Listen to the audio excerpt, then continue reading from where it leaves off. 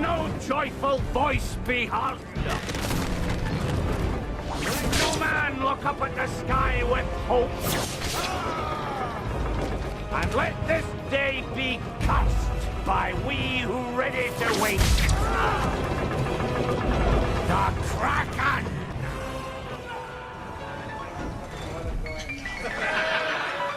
All right, let him have it. Ladies and gentlemen, welcome to another special edition of Nick's Nonfiction.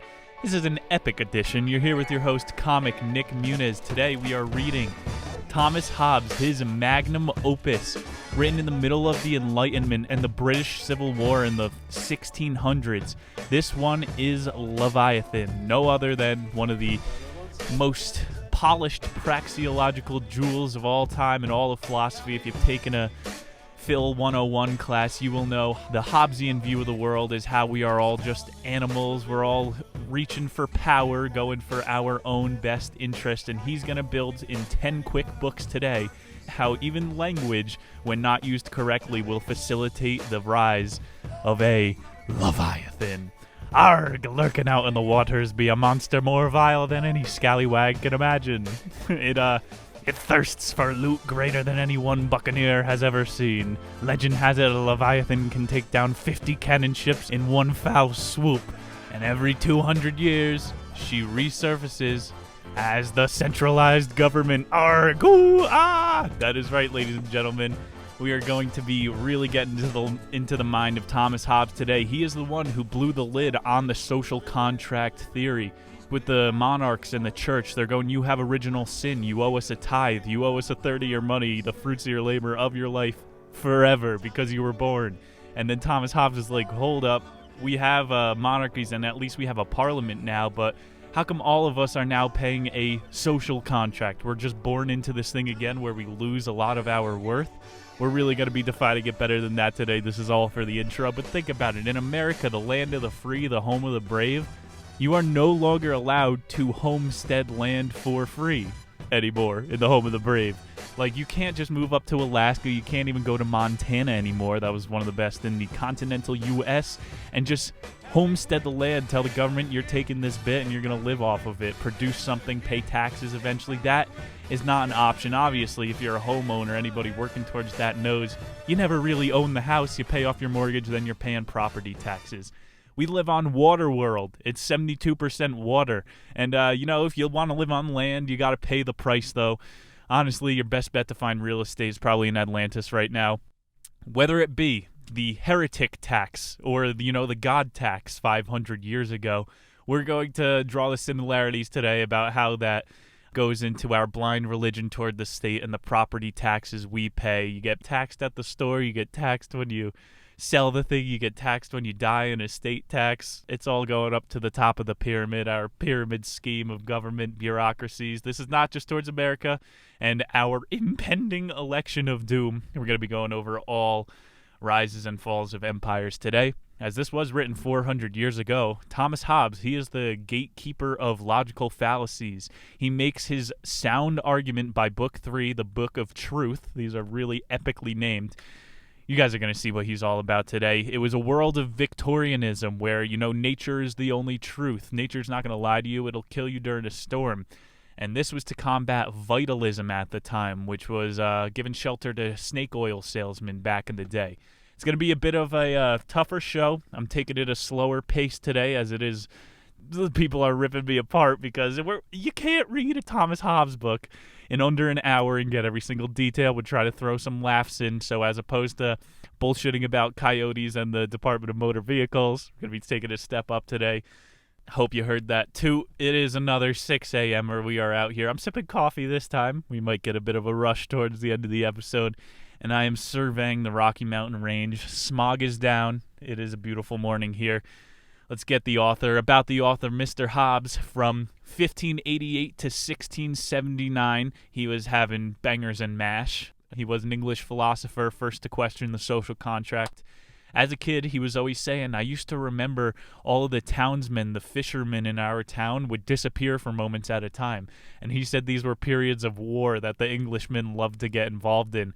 They were going to the Spanish Armada, and a lot of them were just becoming pirates. It's going to be a bootlicking show today there. We're gonna have a lot of pirate references. Get your peg legs on. Thomas Hobbes was chilling on the Isle of Jersey when that Civil War was going down from 42 to 1651. He published this book, Leviathan, during the last year of the war. He was hiding out in the Isle of Jersey. He was dodging the draft, as us Jersey boys do. He was actually teaching math out there.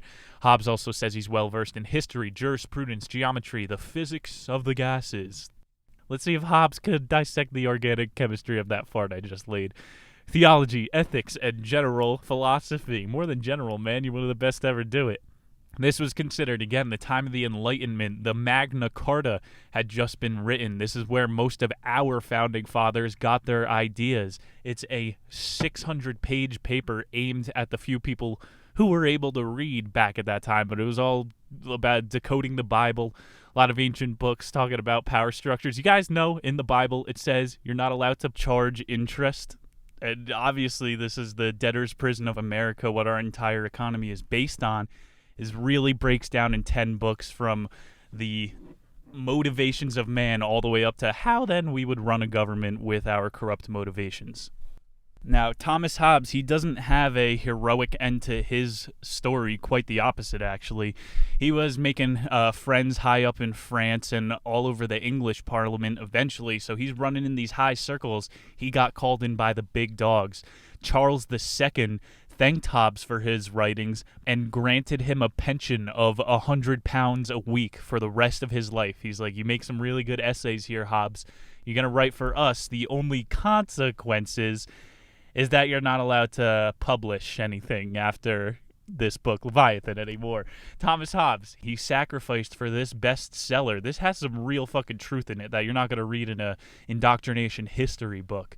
He really put it on the line with this one, and the British Crown was like, we are one step away from just killing you, Thomas. Take your £100 a week, go live on Jersey, and leave all of the dumb Englishmen alone. Don't try to provoke their thoughts. Let them do the work for us.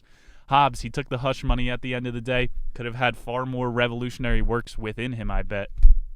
Can't blame him. This book helped birth the United States of America. It is one of the pieces the Founding Fathers claim to cite often. And if you hear me shaking around here, I'm sorry, just getting comfortable we're going to dig in. You guys know I could talk about this libertarian shit all day. I'm thinking an hour and a half show today. Let's get through these 10 books. The first 3, again, are going to show us the drives of man, and then we're going to build on that, how our little tribes would turn into the biggest governments on earth.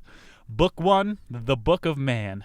Hobbes starts us off with what he calls the mechanics of the human mind. And knowledge, you got to have knowledge to do just about anything here. Knowledge originates from external bodies pressing against our sensory apparatus. You know, you don't get the knowledge that the Hot Pocket is scalding hot until you put the molten cheese in your mouth for at least the second time in the package and then weeks thereafter. It's you don't know the pot is hot as a kid. It's boiling until you touch it. It's like an old adage, an idiot does the same thing and expects different results. Knowledge is learning from one's own mistakes, and then wisdom is learning from the mistakes of others. Let's just put the numbers out there before we get the weeds today. 30% of people have very low, near retarded IQs, maybe more in America. 68% are middle of the curve, and 2% are very high. This is going to fall into how all of these factions are made, the producing classes today. This is very much like the 1600s version of Plato's Republic, which was the allegory of the cave, the philosopher king, which we touch on today. This is the Enlightenment version. Hobbes says to imagine our reality as a plenum full of matter, and it's only when we bump into another thing that matter or knowledge can transfer. Again, with the hot pot. It's you've heard physicists call it the sticky universe. So scientific, right? Sticky universe. Who the fuck makes this shit up? We're getting drops for 2021. I'm going to have, when I have my own theories, the sticky universe theory. That one's in textbooks. We're going to have all kinds of soundboards coming at you next year. It's kind of like I've been reading George Orwell, some of his nonfiction lately, Homage to Catalonia. George Orwell straight up left England and went to the Spanish Civil War for fun. He was like, I'm going to go stand with the rebels, see what it's like on the front line. We'll have that book on the show to come as well. But that's how Orwell, Sticky Universe, getting knowledge from his senses, was able to really hammer home 1984. It's not supposed to be an instruction manual for our government, but that's how they're using it. Orwell was only able to learn that all of these civil wars, all of these revolutions are the exact same in every single country for the same reasons. It's not left versus right. It's 1% versus 99% all the time. And the reason that Hobbes had to start so simple, Sticky Universe, our five senses, is to combat the rising idea of vacuism, which people at the time were thinking that the atmosphere is mostly empty. They didn't know what air was back then. So I guess they were right when it comes to space. On the grand scale, vacuism is right, but not in the term they were saying it. Hobbes said, elementary motions of the universe eventually transfer to the surface of the human body. It's all just like a big butterfly effect. We're the smallest domino. And we could send the chain back the other way.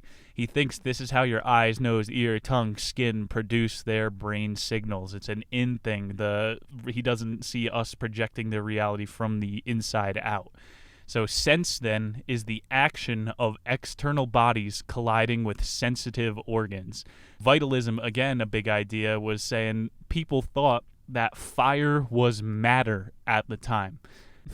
These are like the firebender, earthbender, airbender. That was everybody in foggy London town, 1600s. Train going by. Can we maybe bend this smog off of the city? Obviously, these vitalist people, they implemented Newton's laws of motion wrong. Hobbes was all about this because he was basically chilling with Newton, same time period. The guy who invented calculus. He took up Law 3. Objects in motion tend to stay in motion. Hobbes said ideas in motion stay in motion. So let's extrapolate it to today real quick. For the past 8 months of 2020 on the news, all you hear is BLM, BLM, BLM, COVID, BLM, BLM, COVID. It stays in our 24-hour news cycle. If you didn't repeat the idea and keep that object in motion, it wouldn't stay in motion. We're not in the vacuum of space here. We have short attention spans as people. So yes, these can be used against you, especially when you have Harvard scientists figuring out how to do that in MK Ultra. The duration, shouldn't have brought that up in chapter 1. The duration of sensory motion becomes Hobbes' definition of imagination. So as long as you could keep kicking that ball of an idea along, this is your imagination. Someone who could sit for an hour doing nothing and just postulating one idea. That is the idea of imagination. You keep that idea in motion. So the only reason you can imagine a cookie from the past is because you remember how it smells. The more homemade cookies that you've had and the more times you've been to had one of those cookie pizza pies, birthday cakes. What the fuck? Cookie cakes. Those are amazing. That's American as shit. That's a Leviathan of a cookie. The more of that database that you have, the more you have to draw from, the more vivid your imagination is going to be. Hobbes suggests that the persistence of a vision after the eyes have been closed indicates that the ocular sensory apparatus is still in motion. So Hobbes wasn't just making this shit up, writing it down once. He was watching people like a creep who would close their eyes and meditate, and he's like, why are their eyes moving right now? They are still troubleshooting an idea. Thomas Hobbes basically just decoded REM sleep. You know, you go into this deep waves where you're not even conscious, but your eyes are jetting around. I had a dream I was Spider-Man the other day. I was jumping 30 feet high, swinging from buildings. My eyes were going wild. Thomas Hobbes would say my imagination was that of a crackhead. So as you have this, like the growing database is basically just coming to as a person. You have more to pull from. It's the difference between a dumb person and a naive person. Like a dumb person's just not learning, not even trying to make sense of things, and a naive person just doesn't have the database yet. Understanding the ability to organize knowledge leads to logical developments, directed thought, language, upcoming next, and then reason and science. You've heard organized information is knowledge, organized knowledge is wisdom. So you gotta have information to start all this bullshit. If you're lost already, Hobbes just geometrically triangulated where reason comes from. He's fucking killing it already. The idea here for book 1, he knows most people don't have an attention span. After 5 minutes, they're done with anything. He wanted to bring people back to rational thinking in the middle of a civil war, an English civil war. We could really use this mathematical reboot as a country in America right now. Hobbes would lose most of what are considered educated Americans after book 1. Book 2, the book of speech. Now that you have a little database, let's put it into something. Hobbes asserts speech was invented to put mental discourse into verbal discourse. So now we could Discord together. You've heard of that app, Discord, one of the fastest growing live messaging apps for groups. That's the entire point of language. It's so that we can share our thoughts. Words register a train of thoughts by a given name to that thought. So I say apple to you. You think Macintosh tree, Steve Jobs, apple pie. The Big Apple in Mets Shea Stadium that would pop out when a home run is hit. Word association, Words register a train of thought so that a conclusion can be remembered without having to reconstruct the train. It's like a formula for a math equation. You simplify things with language. That's the point of language. It's not supposed to complicate things. Hear that, English teachers? Language opens up this mental discourse of reason to be had between two people. So for all we know, animals may have a reasoning ability, they may have a theory of mind, but they still can't communicate with each other and build on these theories. So they're only going to live and die with the theories. They can't write it down for the next genius to pick up the paper and try to make a cell phone. Hobbes, he said there are 4 uses for speech, and then 4 misuses, which are more important. The 4 uses are to record knowledge gained of things and pass it on, which leads to the acquisition of art, he said. Number 2, to communicate this knowledge to others, which is counseling or teaching. 3, the third use of language, to communicate intentions and desires to others and elicit their help, which is still the problem with language that we have today. Until we have an Elon Musk Neuralink where I could beam my thoughts to you, our thoughts put into words is a very messy process, and we are not able to articulate our feelings to the exact degree that they are at the moment. It's the tough part about language. We're always getting better, or not exactly in America. 4th, use to entertain ourselves. This show is a proper use of language. I'm happy I have your approval, Mr. Hobbes. And now for the misuses of language, the book of speech. Number 1, inconstant signification. This is like the careless use of words, letting them shift in meaning over time. Kind of like how we don't have a true word for racist anymore because the media has thrown it around so much to the point where it doesn't mean anything anymore. Actually, when I hear someone being called a racist, I look at the person making the accusation as the crazy. That's how far it's gone. And that's just me. I know not everybody's trying to jump ahead, cut corners in their mind like that all the time. I know it's a logical fallacy, but when you misuse words, they lose their power. We'll bleep that. 2, metaphorical language is an improper use, which is like using certain words to mean something else in order to deceive. Example would be you got someone in the group who doesn't understand sarcasm, so everybody's just dunking on them the entire day. They don't know what's going on. That's a misuse of language. And 3, lies, fake advertising, puffery. I mean, we're just still doing that shit. It's leading to a higher Leviathan. It's like a pyramid, one guy scams one guy, the next guy has to scam bigger, and then the scams get bigger and bigger until you have a country of 300 million people. That's lies and fake advertising. 4th misuse of language was used to injure other people, so hate speech. Again, all of this is built into the First Amendment of our Constitution, and it doesn't protect hate speech. The civil Supreme Court, pretty valid issue at the moment. And, I mean, in America, everything's pretty much set. You're allowed to be spied on. You could be jailed for saying no words at this point. The only thing the Supreme Court is for Roe versus Wade at this moment, abortion, which, again, no consistency on the right wing. If your senator isn't allowed to touch your gun cabinet, why is your senator allowed to touch your wife's vagina?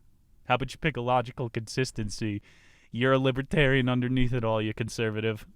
Hobbes knew that He was chilling with Robert Anton Wilson. He knew about reality tunnels. All of us perceive the language differently, which is why it's so critical that we use language for its intended use and don't let it stray. It's a tool. It's not me just fucking spitting into a microphone. I'm trying to spread truth like a wildfire right now. And number 4, entertain. And number 5 of Hobbes' list of use of language, get monetized on YouTube. Hobbes says speech is used to connect the world of subjects and their connections to one another.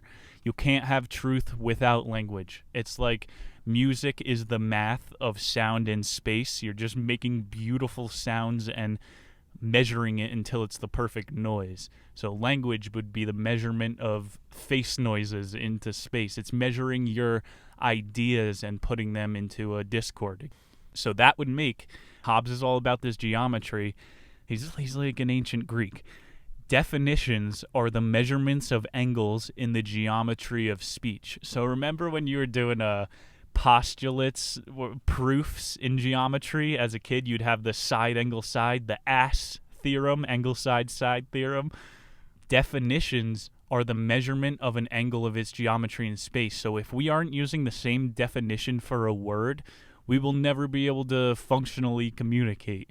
So here's a hot take for you. It is the opposite of bigoted to tell people coming to your country that they have to use your language. You know, it leads to discourse when we can't even communicate with one another. You have ICE camps now where we are sterilizing young immigrant women. Like, it gets worse. It would be easier if, like, the European immigrants who learn our language and have something to contribute when they come over, at least you're able to tell your fucking ICE guard that you're not pregnant and you don't need an abortion. Hobbes thinks when all of these do's and don'ts of language line up, this is when science and philosophy can form. Think of a racially pure Germany. Yes, the best engineering and even better communication. Think of Nazi Germany, man. The Third Reich. They were all they all looked the same, spoke the same language, and they made rockets that were able to go into space intercontinentally before anybody else. Potentially, they have a base on the dark side of the moon. The Nazis, tunneled underneath Antarctica. They have submarine bases, maybe still there, and that's all because they were speaking the same damn language. Test it yourself, Talk to your rational friend, someone who only uses language for its intended purpose. The two of you will only produce true assertions. And then you talk to your cokehead friend, and all you guys talk about is making imaginary business. Or, talk to your lefty friend about how their utopia is on its way. It's not truths. When you're talking to another rational person, a shared language and understanding emits truth. Better example, and a very pertinent one today. In the 1970s, 1 out of 10 college females reported sexual misconduct. And sexual misconduct, take that for what you want. Now, 1/3 of girls who go to college in the 21st century report having been raped. 1 out of 3 girls. If that stat was true, college would have closed before the virus. When guys, dads go to drop their daughters off at college, it's supposed to be this symbolic day. You go to relive some of your old memories. He would have a handgun pointed at every fucking 18-year-old boy going around the campus. 1 out of 3 of you is a rapist. If that was true, college would be gone a long time ago. Me, you, and someone else have to have the same definition of sexual misconduct and rape in order to have an intelligent discussion. Otherwise, you're just going off of emotion. We'll learn in later books, human emotion is usually self-beneficial. It's not rational. And that's where our academia is. The ivory tower is in an emotional state. You are, like me right now, my professors, think about that shit. My professors right now would say, I am mansplaining, or I am white-splaining. I'm reading a fucking Enlightenment book from Thomas Hobbes. Man? That's you feel like you were oppressed more, so now you have to take it out on me. That's a feelings thing. It's not a rationality thing. And that's where we are at this point. That's only book 2 of Leviathan, and those are our education systems. It's like chapter 1, words are interpreted by your senses. So how you've perceived the world thus far is how you're going to perceive those words. And again, it's people not knowing their own biases that destroy the language for everyone. Think about it. These the people that tell you to use the man-spreading, this new fucking lingo that has zero credibility in a real man's mind, the people that are enforcing those words are aggressing on you. They are changing your common property, which is the English language. Merriam-Webster should be able to sue the fuck out of this social justice warrior. I did see, though, mansplaining is in the dictionary now. So these things are fluid. It can change with time. The second... What does that even fucking mean, dude? Sometimes my balls stick to my leg on a hot day. They are now a mansplaining about man-spreading. Put me in an internment camp. You see how language could be turned into cultural Marxism within 10 years of digital media? That's the book of speech. I'm going to take it to number 3, the book of voluntary motion. This piggybacks on his transfer of motion, those Newtonian physics. You got to choose to keep your body in motion. It's all a battle of biological pulls. Hobbes says animals will use this motion in one of 2 ways, vital or voluntary. It's only 24 hours a day. Are you working or are you chilling at that moment? So vital would include the flow of your blood, breathing, digestion, excretion. Voluntary, he considers communication even. So the causal factors precipitate voluntary motions, the motions that eventually progress into directed actions. He's making it clear how you can work to your maximum bandwidth. In that 24 hours, you can sacrifice more of your vital motion for voluntary motion. And measured work is always better. He talked about causal motions, which is the in-between when you don't know if you're going to do something or not. This is where thoughts and imagination once again take over. You think you control your thoughts, but the more you meditate and just sit around, you see that being a human includes constant intrusive thoughts. Hobbes says, direct quote, "These small beginnings of motion within the body of man before they appear in walking, speaking, striking, and other visible actions are commonly called endeavor." Endeavor is responsible for your appetite, your desires, your aversions, the things that you avoid. It's the sum whole of your passing thoughts. So he's saying, like, if you do meditation, they tell you to look at your thoughts as digestion. It's just like a natural process of your body. You could choose to entertain that thought, imagination, or you could choose to let it die off. And he's going, the sum whole of all of these subconscious thoughts happening are your endeavor. It is all leading to whatever you want to accomplish or just do here. Some people's endeavor is to build a fucking 200-foot tall statue of themselves. Some people's endeavor is to eat chips and watch Netflix. It's not a bad thing. It's just humanity. We have vastly different experiences here on this planet. If you see thinking, remember Inception, the movie Inception. Don't want to confuse you too much, but the definition of Inception was you go into somebody's mind during a dream and implant an idea, so they think they had that idea by themselves. That's like the endeavor. Thomas Hobbes invented the script for Christopher Nolan. He's saying that all of, again, your subconscious thoughts do have some sort of end goal that they're working to. And again, end goal can be as simple as moving from this couch to the other. It's just that he's battling the determinism, which is, again, part of the vitalism at the time. Everyone's saying God birthed you to do this thing.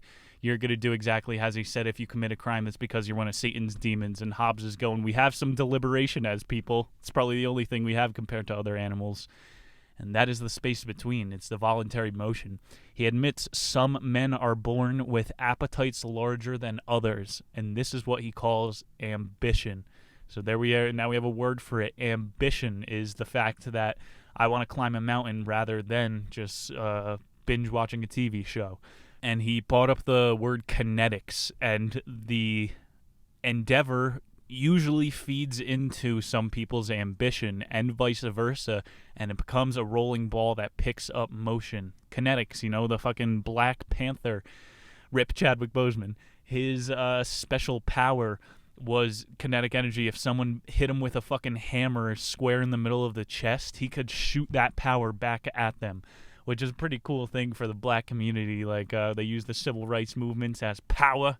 What's that new movie about Malcolm X coming out? I was almost crying in the theater at that one. It's definitely going to radicalize some young people.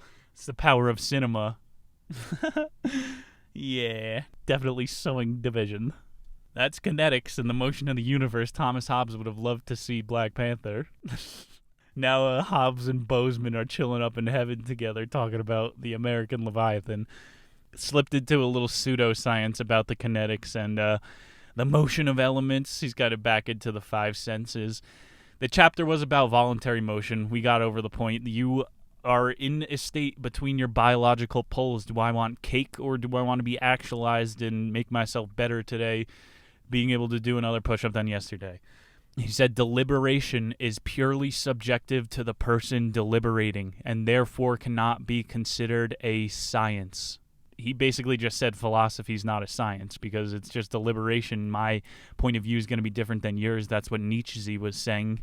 Nietzsche put it on blast. He's like, be careful when you're reading philosophers because they are just putting down their own thoughts. This is not the truth of the world, which you should know this going into a Phil 101 class again, or this show. But the fact that a deliberation can only happen between one person, it's like no true empathy. You can't really feel what someone else is feeling. And that's why, the science of dating will never work out. I cannot deliberate for you. I don't know what your deepest, darkest kinks are. We need what was his name? Cupid to get his ass off Mount Olympus, make us a divine dating app algorithm. Hobbes said deliberation can produce trustworthy results, but not a replicable phenomena. So we can come up with when a loud noise goes off, the two of us both jump. We don't have the same exact jump. It's not scientific, but it is a replicable phenomena. It's replicatable. Trustworthy results are more so scientific. That's when you get a formula. And all this leads to natural wit versus acquired wit. So again, with the ambition and the endeavor, some people are born with the natural wit, some people without, and it snowballs from there. Hobbes said straight up, dullness, like dull people, are usually accompanied by a high level of giddiness and distraction. Whether you are born witty or born giddy, acquired wit is the reason that we develop through the proper use of speech, and it leads to science. It doesn't even matter if you're born with a 20 IQ. As long as you correctly use speech and science, you are going to get smarter. Rather than if you hang out with someone who instead of using it as a descriptor, they're using it as a conjunction. It rubs off on you. Or if you're hanging out with someone who's deadly boring, you feel like it is fucking rubbing onto your soul. You are getting infected with this person. Is what Hobbes is saying. If you're communicating wrong, if you're using those 4 misuses of language, you can get stupider. So voluntary action is based on the sum whole of parts. It is an individual self-interested basis, almost always to acquire power, which our next book examines. People wouldn't do something that's not self-interested unless they are part of that 30%, or they're a fully actualized guru just here to spread love and enlightenment. Not likely. Book 4, the Book of Power. Natural power derives from the faculties of the body or mind, such as strength, wit, and arts. Instrumental power derives from acquired faculties, such as riches, friends, and reputation. So he calls the combined amount of power within an individual their worth. Worth is how much power you have, and it can be greatened. Your worth is not stagnant. It's a popular philosopher idea. The worth of a man is determined by how much truth he could tolerate. So again, the more you use language properly, read philosophy, do science, the more truth you will be able to swallow. Money obviously has a substantial amount of power because that's how much worth we attribute to it.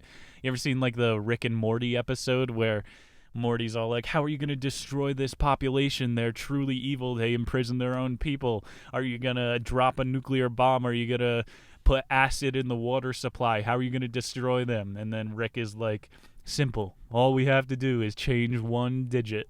and he changes at the Federal Reserve the amount of $1 to the worth of 0.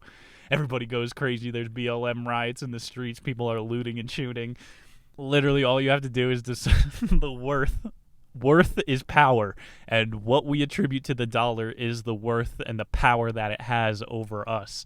He says the publicly recognized worth of an individual is dignity or worthiness. So worth, worthiness, honor, dignity, all of these are permutations of power. Power is at the root.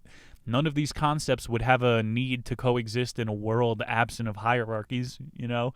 Superman is useless in a world without crime. Even in monkeys foraging tribes, there's always a hierarchy. There's a shaman, there's a town crier, a jokester, there's a fucking town whore, the town bicycle everybody's riding. There are always going to be these hierarchies, so as long as we are human and we act like we do, it is going to be a struggle to acquire power within them. Hobbes' direct quote, "I put for a general inclination of all mankind a perpetual and restless desire for power after power, that desires ceaseth only in death." Ceaseth immediately. Power is life or death. When you come in, if you're like, I could live my whole life without any power, and you're only concerned with money, well, I'll tell you, you're concerned with power. Nobody would disagree with this point. 40 million Americans are out of work at the moment in LA. They had a year worth of suicides within the first 3 months of the lockdown. It's because these people don't have the ability to acquire their means. They have zero power, and that leads to suicide. You see, we don't even live without power as people. Fear of each other's power is the engine to the power struggles inherent to human appetite. So it's like osmosis. It's like you watch an ant colony. We all have these, everybody has an inherent thing we're moving towards that we don't even know what we're doing. The younger guys coming up, some other kid, Nate's nonfiction eventually is going to keep me on my toes. You want to be able to maintain that power, and it's just a natural process that keeps going, you know? So many girls, women will say, well, sexual selection is what breeds power. Women get to decide to mate with the strong men. Well, let me tell you something, bitch. You are mating with the psychopaths, first of all, and in like a Lord of the Flies island where there is only men, and asexual species proves this enough. Asexual species exist, but if there was an island with only men, we would still be struggling for power. We'd be like, who's the head fucking dude? And then after that, rather than squabbling over girls, we would be getting jacked, feeding each other grapes, making giant monuments. But what would my husband do without me?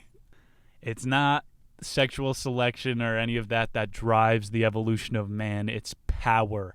I just watched 2001: A Space Odyssey. When the first monolith comes to the monkeys, when they learn how to use tools, the first thing they use the tools to do is to kill each other.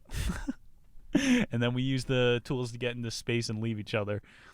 Osmosis, baby. It's what's pushing us along. These power negotiations between fear and the goal of achieving something are what Hobbes called manners.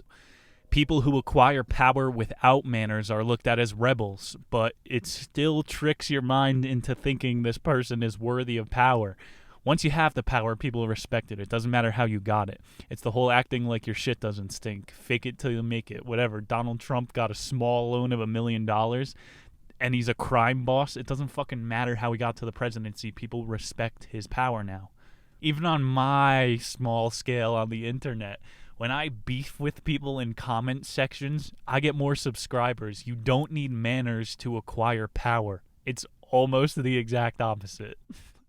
The difference in manners arise when people with separate knowledges try to negotiate. It's again using different languages to triangulate one trading point.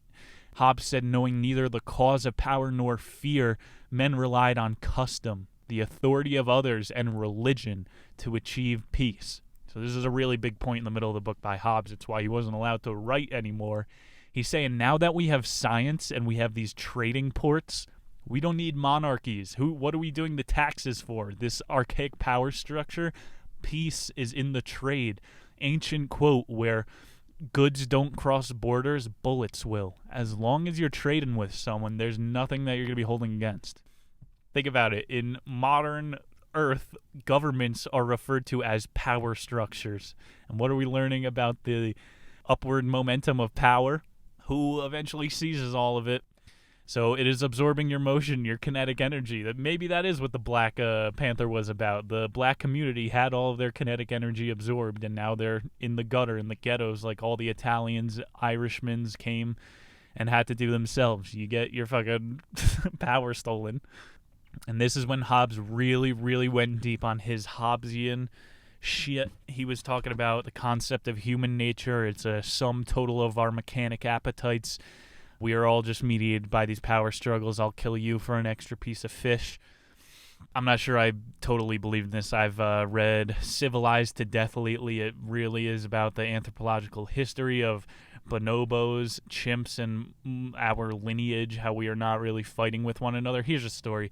I've read about these tribes. You go up into the Pacific Northwests, and along one of the state highways this guy wrote about, you go a half a day's hike off of the nearest highway. It takes you at least 12 hours to get there, and there are bands of 200 people, and they just travel up and down this place along the highway where no one can ever see them.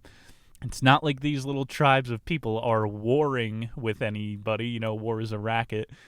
We don't really know how much that's true. You know, critics hated this part of the book. I will admit, when it comes to a last-minute resort, so when you really are in a war zone, you're going to step on your buddy's head to get out of the bunker if there's a grenade in there.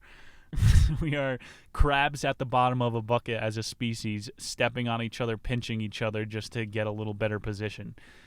I don't know, man. I'm in between on this one. Critics hated this part of the book. They're going, you know, I've seen March of the Penguins. They all work together. They walk in a straight line. The same thing when the fucking sea lion comes around. They are pushing each other into the water, swimming for themselves. You know, penguins, they steal eggs from each other. So even the fluffiest bird on earth that can't even fly and get away from each other still cannot learn to get along. It's the kinetics of power. Even in the penguin community, when it gets big enough, a thief can start leeching smaller amounts of power. That's where the Batman villain, the Penguin, got his name, instrumental power. Book 5, the Book of Love, he started by asserting that there is such inalienable truths, such as the laws of nature. He spent a little too much time in the woods, but he's right. Nothing's going to lie to you in the woods. You live or you die. It's unlike a civil law, which must be written down and publicized for everybody to know. A law of nature is inherently known and natural. Me versus bear, I lose. Me versus bear with flamethrower, it is now my territory. I own the salmon. The first law of nature is that every man ought to endeavor peace as far as he can hope to obtain it. Second law of nature is self-defense. Humans are not apex predators. Being alone used to mean death. You had to use your language to live. See, that already goes against his own argument that we all just fucking hate each other. I agree that we are all perverted and absolute power corrupts absolutely. Would have been a better thesis for book 4. He has like 5 of these points about nature, and all of it goes to, we're skipping ahead a little bit. Law 7, punishment should be used only to correct the offender and to protect the contract for gratuitous retribution. It shouldn't be an eye for an eye. Number 8, people must avoid making signs of hatred or contempt towards other. There are literally 20 of these laws, and he's trying to show geometrically how, at a pyramid base with levels, society can be structured with these rules without a prime minister. You don't need a pharaoh, a czar, a president to enforce any of these rules. If the only thing stopping you from killing somebody is some guy with a badge, you are an absolute piece of shit. I wish you would be brought to the forefront of all of our consciousness so that we could put you in a stockade. If fucking civilization is the only thing from stopping you from taking someone's life, you should be ostracized. So all of these natural laws from 1 to 20, number 3, it is not simple enough to make contracts. You have to keep your contracts. All of these lead to his final law, do not that into another what thou wouldn't have done to thyself. Does anybody remember this from your principal's desk? Fucking Thomas Hobbes invented the golden rule. This guy needs to go down in history for that alone. He's better than Bill Gates. I'd consider this the human moral compass. You know, all of us have it within us.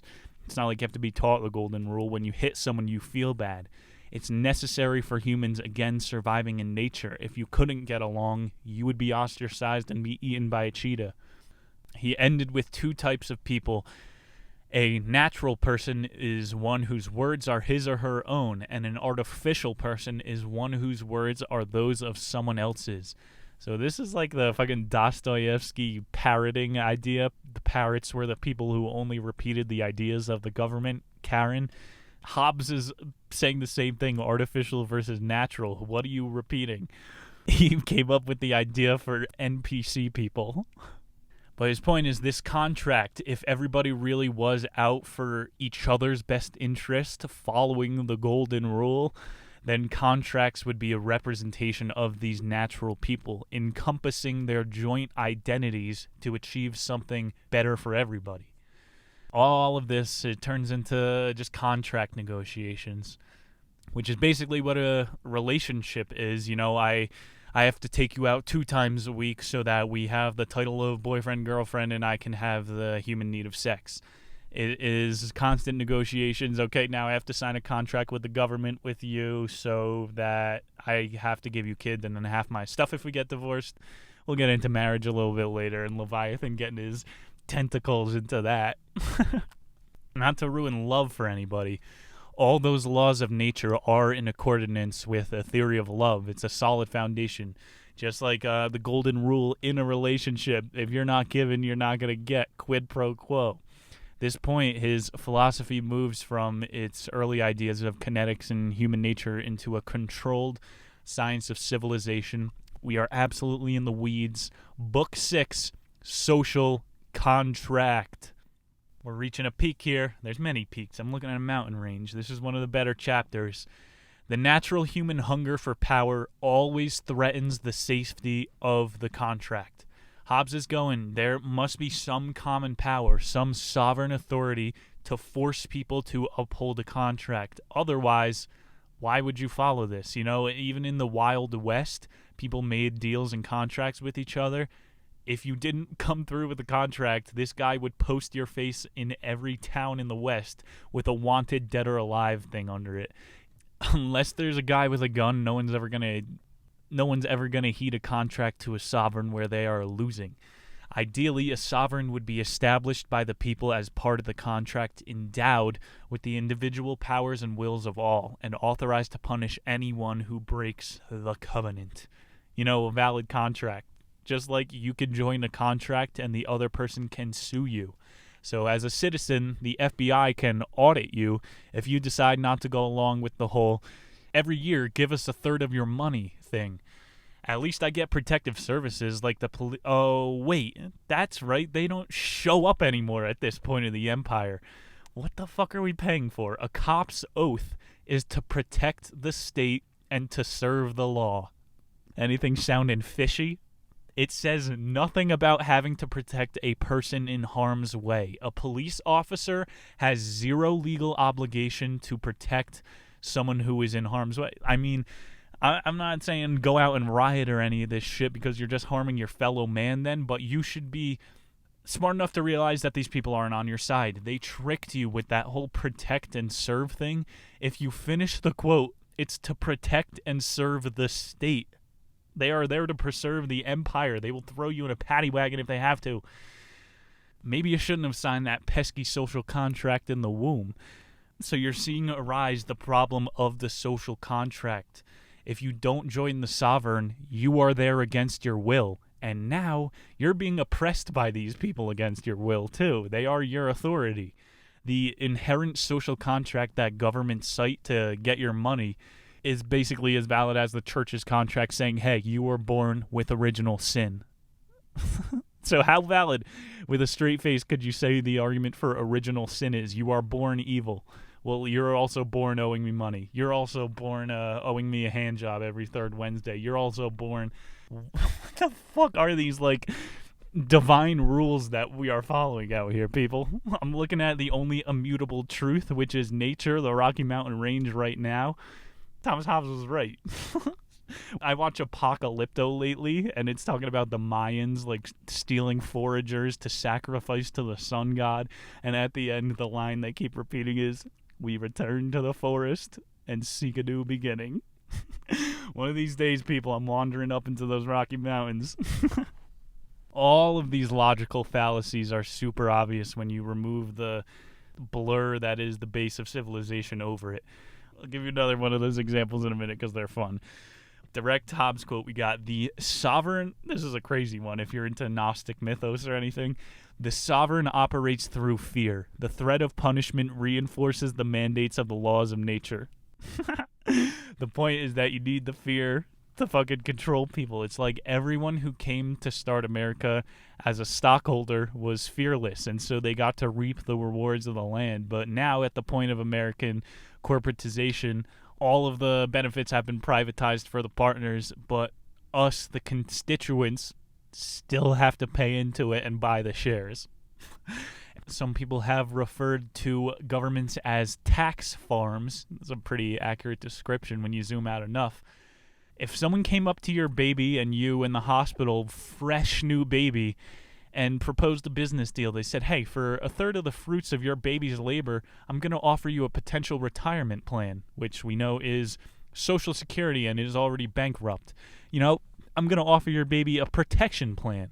All over 20-minute response times from armed guards, non-existent in most urban areas right now. You would obviously say to this psychopath in the infirmary ward, hey, get the fuck away from me and my baby. Never come near us again.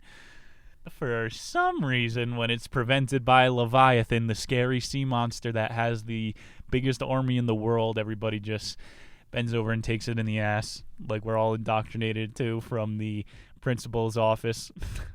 Back to the fear-mongering, Thomas said, the only way to erect such a common power as may be able to defend them from the injuries of others is to confer all their power and of voices unto one will. We don't have a democracy in America, and I just triggered so many people right there. We live in a republic. So if you're saying this is a threat to our democracy, you don't know very much about political science.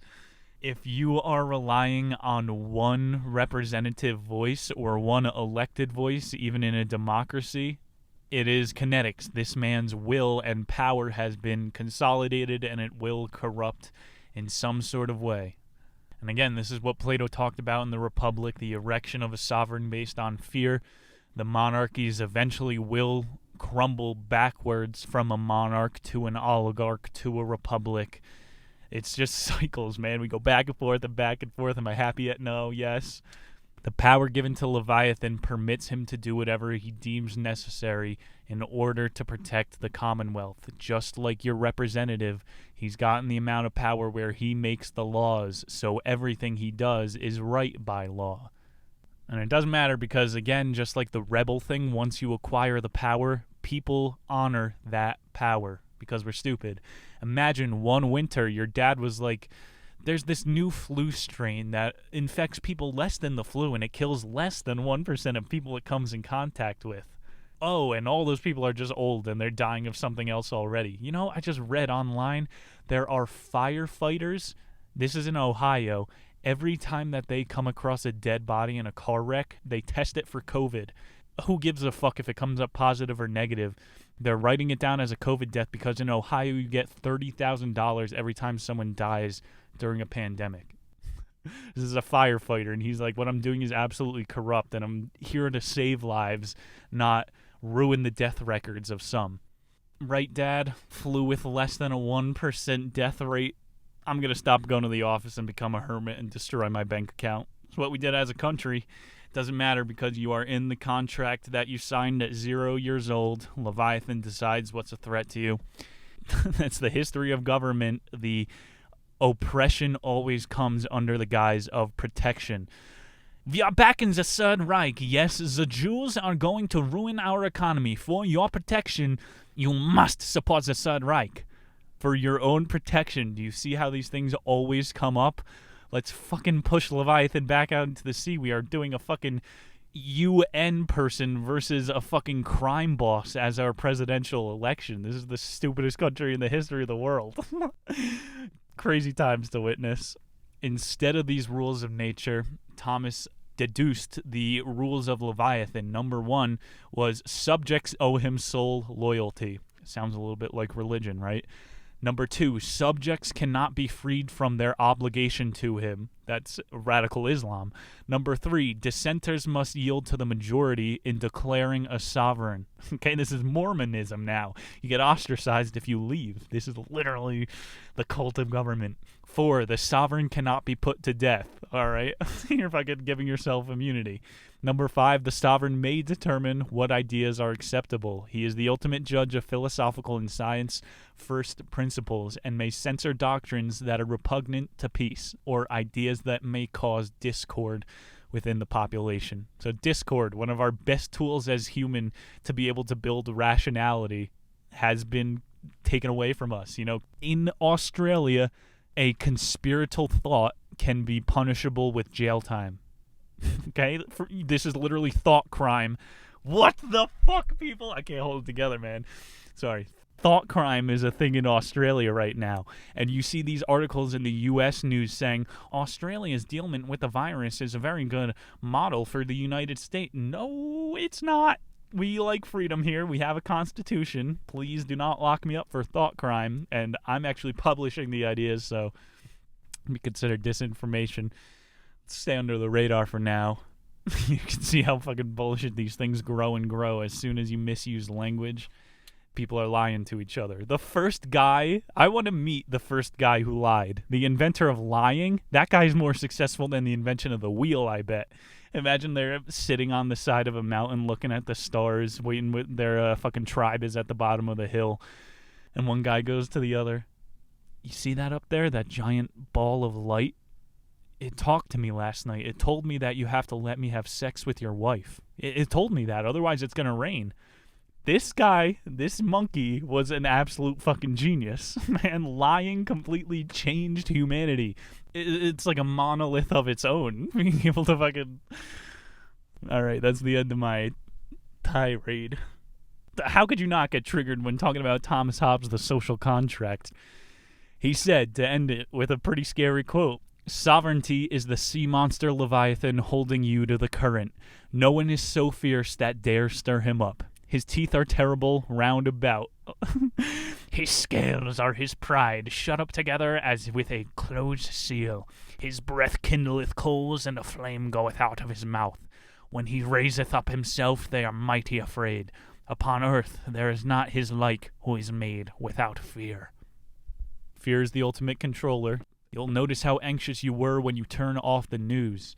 If you want to change the world, change yourself, discipline your emotions, negate the fear factor. Book number 7, Give Me Liberty? Nah, son, give me freedom. He opens strong on this one, explaining the way the sovereignty was erected is irrelevant once it's there. It's like our badass founding father story means nothing because we didn't uphold the tenets that it was born with. Our first libertarian show that we ever did on this channel was Maury Rothbard's Anatomy of the State. And at the end of it, we did the Bill of Wrongs. It was a funny little piece. Literally, if you go over our 10 rights that we were given, every single one of them has been infringed on. And the long con of government, they keep infringing and keep going. Donald Trump is a conservative and is supposed to stand with the NRA. Why the fuck did this clown ban bump stocks? He doesn't stand for a political party.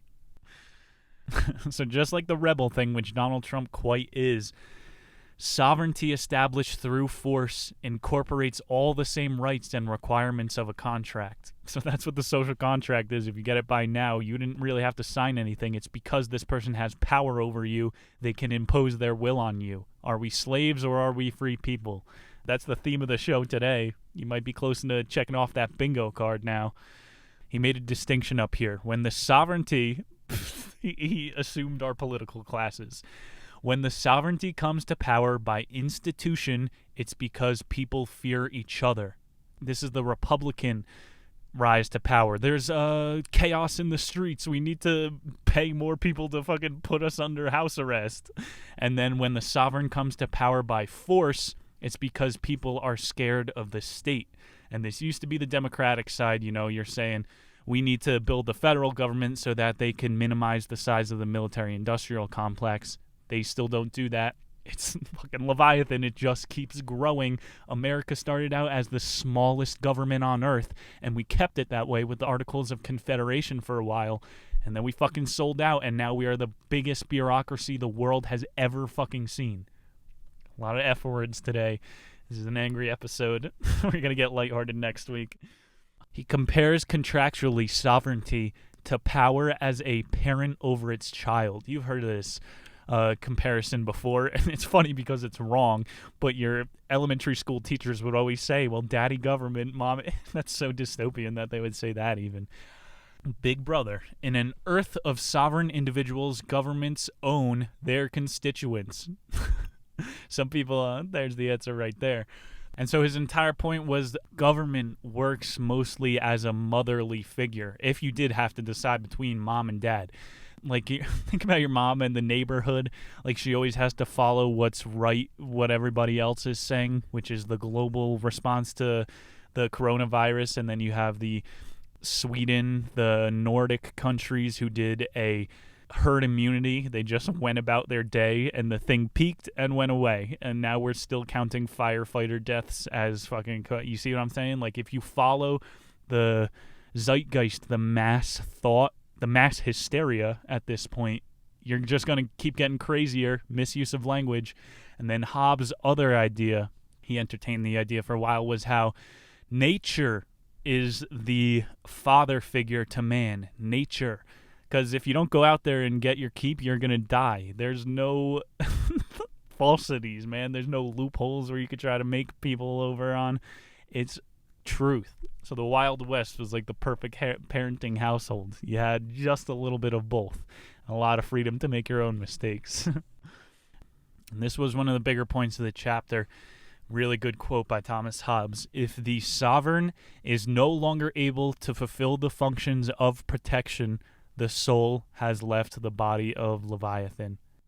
And this is the same thing as Plato's Republic. They would talk about the soulless city is one that the auxiliary forces have left to fucking eat itself, to cancer out. So our cancer agents, the people who will loot and kill their fellow man, are now malignant. There is no treatment. They are literally left to fester and grow. There is no longer a function of protection in our urban centers. We have soulless cities. We are in a Greek dystopia right now as a nation, objectively. When the oligarchy stops protecting its own people, the soul has left. And if you're really into conspiracies, you're hearing about the international community is favoring China now.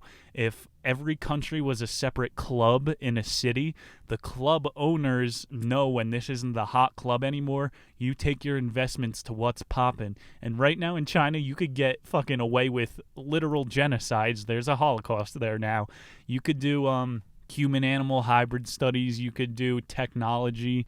They have underground light chambers where they're testing all sorts of physics. That's the spot to be right now. Not gonna lie, China, I mean, if you're a fucking global elite, one of the council of 300 with trillions of dollars, America's being left to be a zombie country, and it's to our own fucking demise. You can't really blame anybody. We have a 200-year-old constitution. I am a retarded 24-year-old comedian, and I write more words than this a year. I write a 365-page book every single year. And we can't touch up the Constitution, even though all of our rights have been infringed on. Leviathan, the zombie. Brains, guns, oil, opium. Hobbes obviously didn't live through the 1900s. If he did, he would really be laughing about what he warned us all about. The biggest genocides in the world. Russia lost 20 million in World War II, and China over 60 million to Mao Zedong. We're just in the middle of one of these cycles right now. Hobbes said the most free state would be one purely authorized by its subjects. So Aristotle's direct democracy. None of this representative bullshit. This is a really cool one you definitely don't know because they wouldn't teach you it. Athens used to vote to abolish their government every single year. If the government wasn't serving its purpose, there was a day, an annual ceremony where you would vote to completely dissolve the government. And now you see senators are like approving their own term limits, prolonging their own life. The power has completely been stripped from every single person. I've seen online people are talking this election about ranked voting choices, and this could be a really good step in a direction. Rather than abolishing our government, we could slowly inch back to some sort of freedom. Ranked choice voting, they do it over in those Nordic countries as well, where people are happiest. I don't know. Let's update our 200-year-old software. A true patriot is going to call out his government when it no longer stands for what his forefathers died to erect. We're such pussies, man. We're such fucking pussies. Think about it. Dad, what were you doing when we lost all of our rights and outdoor dining and movie theaters were closed forever? Well, you see, sweetie, it was a real bad pandemic. I was smoking weed and beating off in the basement with a mask on. What are you going to tell your kids? Our fucking patriotic forefathers know when it's their time to die for something. And we are no longer protecting what those men died to erect. It's pretty sad. Let's move along. Book 8, The Law is the Law. You've ever seen that meme? The law is the law and we can't change it. He discusses specific ones and legal debts of the Leviathan. It only works with worthy counselors. So if you actually had someone who was wise, remember wisdom from before the definition, or someone who was knowledgeable, a Leviathan wouldn't pop up. It's the whole Plato's Republic philosopher king thing. Hobbes was saying, benevolent dictator. If we had a guy who wasn't born into the groveling of man and tainted by our virtues, this guy would say, you guys are fucking each other over. There's so many things you could be doing to benefit the net rather than just the billionaires. Hobbes said the motivations and goals of a counselor must be the same as those of the sovereign, or discord will ensue. So are your motivations the same as Donald Trump? Does he really? Even your local mayor. Local politics are just as corrupt. Your mayor, he doesn't want the same things as you, so it's not going to work to its intended purposes. The worst governments have a plurality of consenting opinions before offering their advice to the sovereign. He was basically subtweeting his own parliament at this point. He's going, the worst laws always have the same bipartisan support. Isn't that kind of weird? Why did the left wing, the people who are supposed to stand for liberty, vote in the Patriot Act? And, it was a time of war. We were about to invade the Middle East. Why did the left wing vote in the Trace Act? So now the NSA has a backdoor into all of your fucking files with no warrant needed.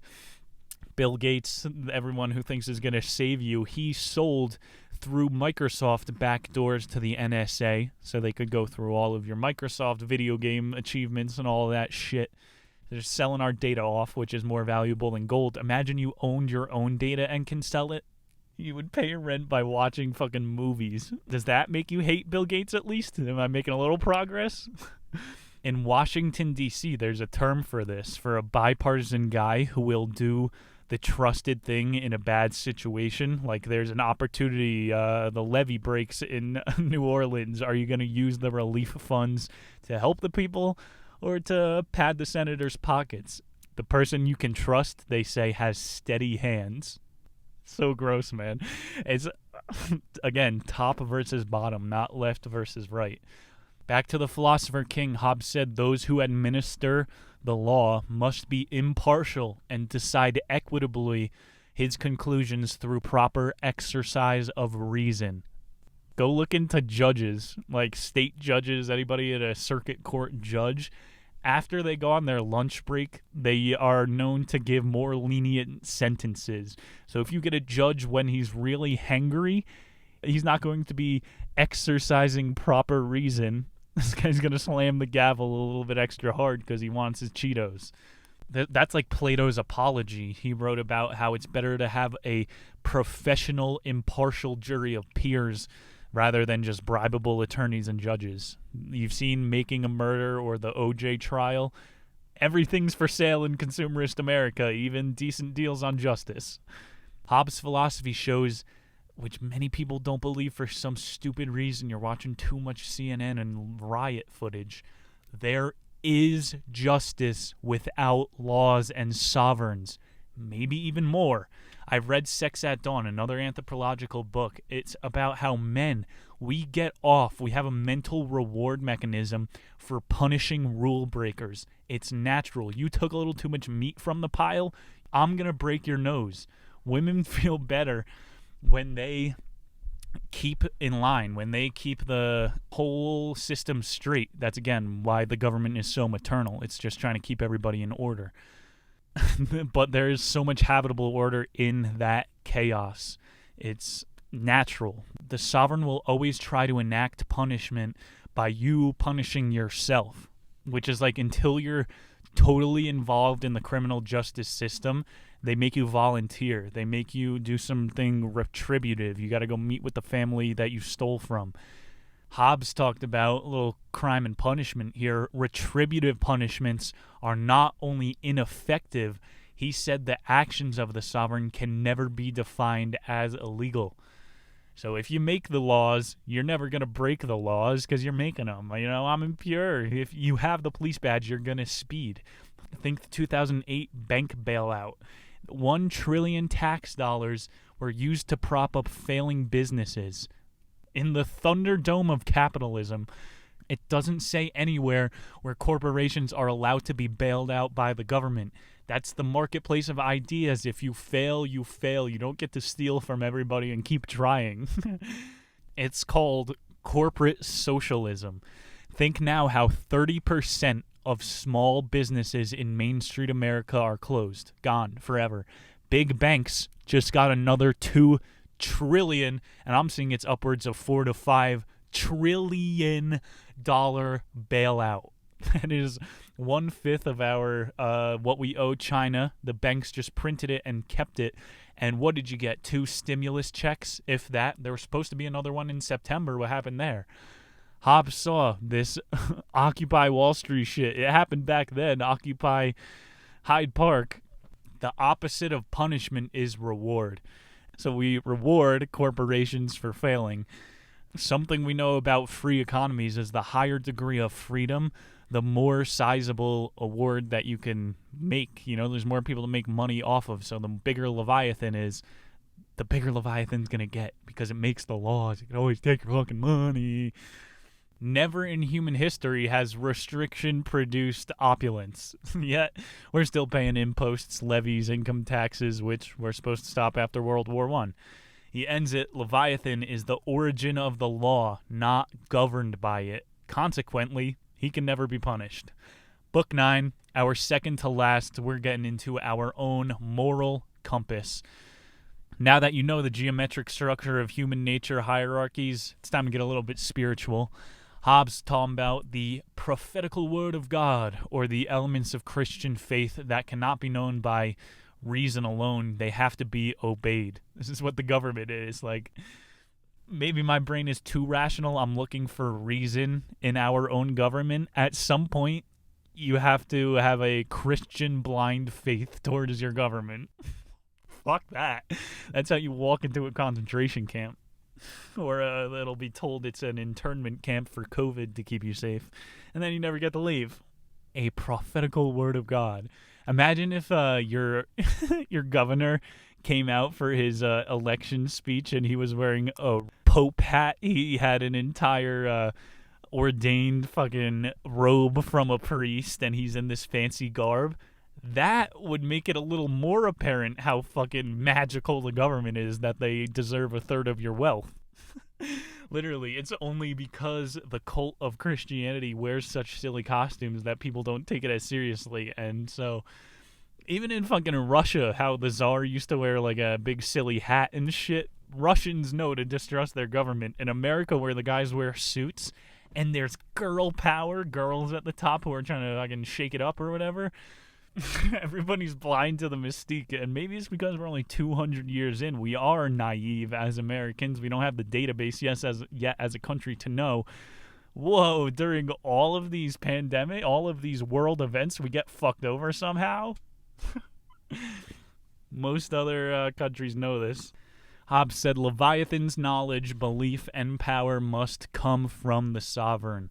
The kinetic suck of upwards. I'm going to make a Yelp review for the Black Panther, call it the kinetic suck. He showed how biblical scriptures align with the power structures of sovereignty. Look who wrote the Bible, people. It was written by Constantine and his buddies, who published it when they were rebuilding the Roman Empire. It wasn't really written by Matt, Luke, Paul, and John. Come on, people. Do you think those guys had a printing press? Martin Luther didn't have one until like 1500. There's so much cryptic shit in the Bible he's getting into in these last two books. And he's saying the way they describe the Old Testament God, the spiteful, take your son up to the mountain and kill him for my sacrifice. That's all an allegory for government. You have to sacrifice your own kids. Give me another child to pay taxes for this guy. Buy into the system for one more generation. Fuck off. That's what you have to say at some point. That's what our forefathers in 1776 said to Britain. Fuck off. We're not doing this bureaucratic farce anymore. I sailed across an ocean to get away from it. And 200 years of dumb people were back in the same position. I'm looking for a new island to start America too, whoever wants to come.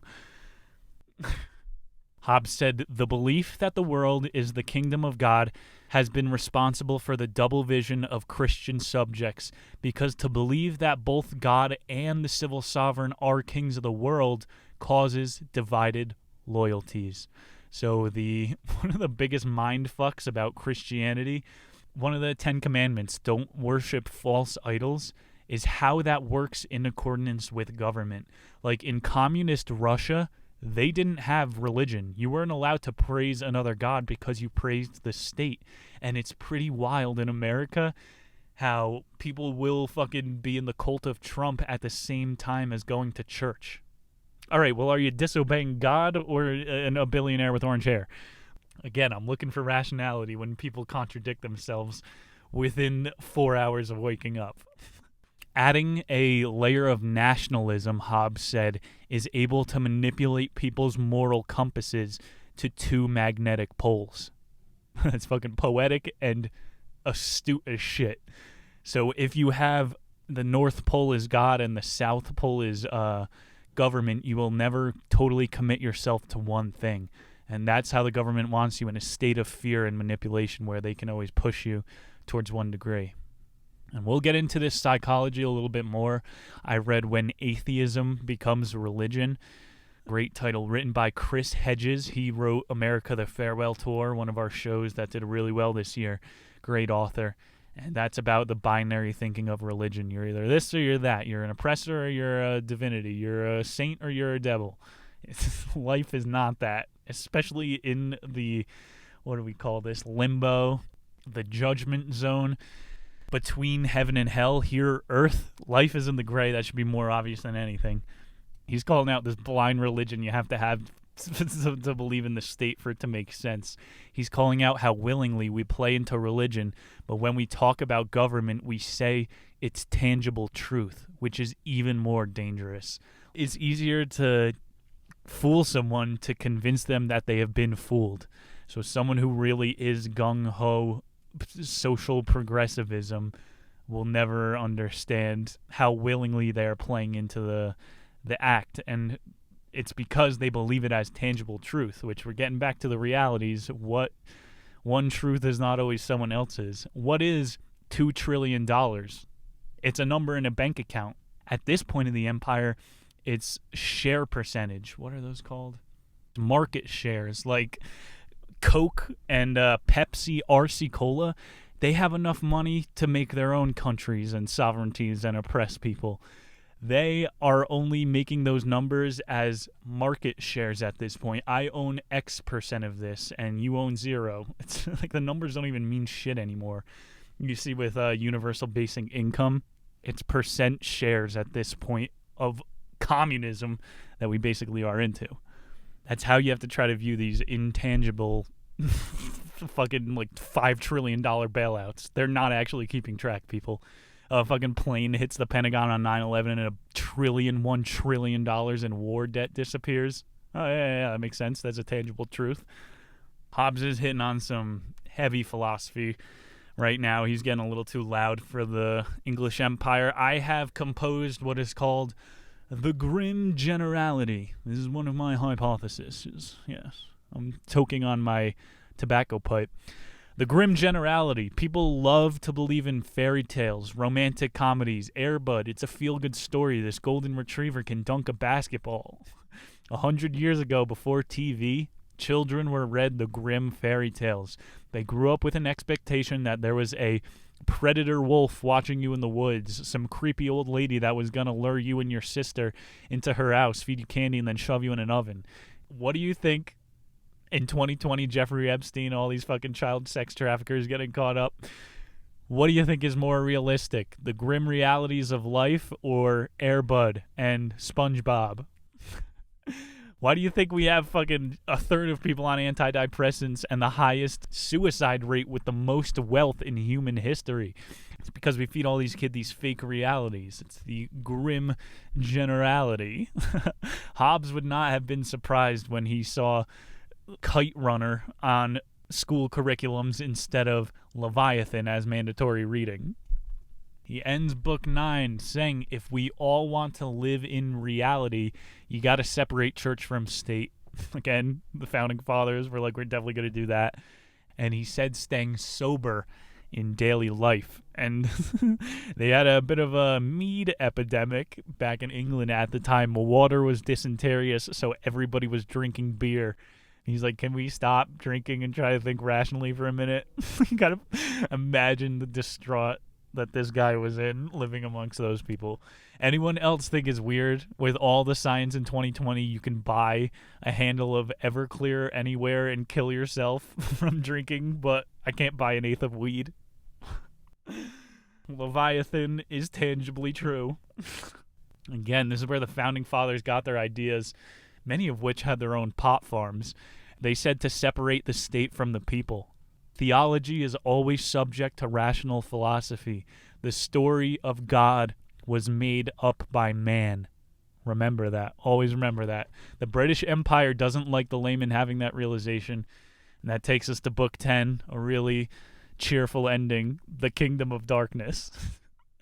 The Bible predicts a judgment day and apocalypse are going to happen before Jesus' return, which is Satan's army is supposed to rise from hell, and and you know they fight the Jesus's fucking angels and all that. But it coincides with Hobbes' geometric truth and the unsustainable growth of Leviathan. Again, the Bible is symbolic. I don't actually believe there's going to be giant hoofed beasts and like what was that?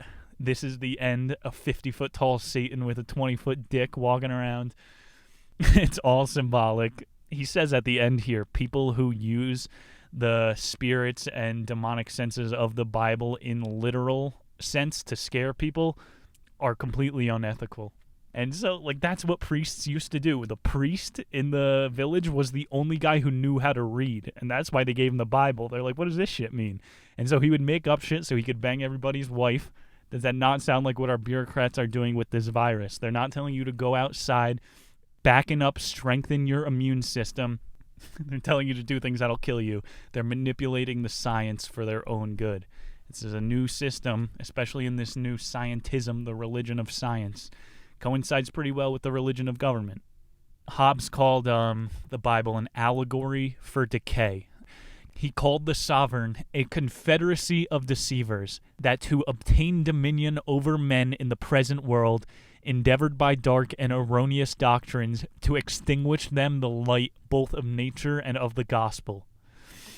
Some cryptic shit. There's the layers there. If you're into, again, those mythos about the fucking moon being a fear magnet and it sucks up all your power or any of that really deep shit, the Bible coincides with that too. And it coincides with the government being able to control you with your fear. Whoever wrote the Bible, not Constantine's goons, whoever wrote that fucking Bible might have been chilling with the first liar up on the mountain. Those guys are awesome. I'm going to have to do Nick's nonfiction, The Bible, one day, but I'm looking for the right transcription. So Thomas Hobbes, just like the misuses of language, which could save the deterioration of America at the moment, he had deteriorations of faith. Number 1 was errors resulting from the misinterpretation of Scripture concerning the kingdom of God. So again, like that crazy guy reading the Scripture wrong is a misuse of the Bible. Number 2, the belief that the kingdom of God is the present church. So he's, again, settling for a false idol. Number 3, the belief that the Pope is the Vicar General Christ. So he's straight up calling people out right now. Number 4, the belief that clergy are specially appointed over the Christianity, lady with privileged knowledge of divine wealth. He's going more Buddhist or Judaist, saying, Judaist, we don't know shit. Even the clergy doesn't know shit, he said. Going all the way back to book 1, beautiful read, full circle. The point is, if your foundational knowledge of human action and what motivates us is skewed, your geometric structure of reality is going to be unstable. You're going to be worshiping the false tangible truths of the government or false idols up in the sky that some dead guy made up for you. Read the Bible for what it actually is and says you're not allowed to charge people interest on their loans. It's all out there for us. We just got to start opening our eyes a little bit more. The Bible holds all these stories of Leviathan, from opulence to decay of the laymen, from floods to famines. The Bible itself is a double-edged sword for rulers. You can control millions of 30%ers of dumb people by saying, God hates when you have orgasms, give me a 30 or money, and they'll do it. But then for the critical thinkers, the Bible accounts thousands of years of government oppression and debt ponage that Jesus was crucified for blowing the whistle on. Another repeating story, as Julian Assange, they're putting stories out saying he's going to kill himself. He has said before in his publications he's not suicidal. We're seeing a little Jeffrey Epstein. It's picking up pace. It repeats itself every year on the year now. Thomas Hobbes, man, he lost his tongue. He went outside the church and the monarch to publish these 10 books for us. He gave up his God-given craft of writing. He's pretty fucking good at it. He was not allowed to do it anymore because he needed to get this truth out there at a time where his brothers were murdering each other. It could happen again. It will happen again if we don't all take mushrooms and wake up. We could seriously revamp the education system where it isn't this vitalism.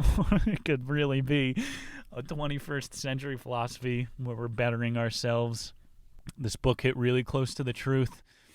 Too close to the truth where he had to leave his country. He concluded saying, I know this won't stop the brothers fighting in the English Civil War, but the arguments are irrefutable and will withstand the test of time. For such truth as opposeth no man's profit nor pleasure is to all man welcome. Learn from those who will give their life to give you truth, not those who stand to make a tax dollar or a tithe off of you. That's about all for Thomas Hobbes' Leviathan. Thank you guys for staying tuned and bettering yourself. You are a philosopher king now, having listened to this book. I would say if I had to suggest 3 books to people, this would definitely be one of them. It really is, from beginning to end, a masterpiece, a magnum opus. Thank you, Thomas Hobbes. Maybe we'll see you in the near future, not in the way of Leviathan. Let's all collectively send that slimy fuck back into the sea. Next time on the show, ladies and gentlemen, we are creeping up towards election season. In just 1 week, we are keeping in the theme. We are going towards Nathaniel Hawthorne and his legendary book, The Scarlet Letter. That is right, ladies and gentlemen, keeping the old English vibe going. It's going to be easier listening than today. Definitely more opportunities for me to slip a joke in. This was a more serious episode, but that's what we do here, people. We learn, we laugh, we live. We are going to be discussing Hester Prynne, the original whore. She was slut-shamed all the way into the forest. During the time of the witch trials, there was ergot in the water. People were tripping their sacks off. Chaos ensues. That's going to be next week. The Scarlet Letter, Nathaniel Hawthorne. Thank you once again, Thomas Hobbes, for writing shit that could be saving the decaying world. We're going to watch it fall to one piece at a time, 1 week at a time. I'll see you guys next time. Nick Muniz here. Peace.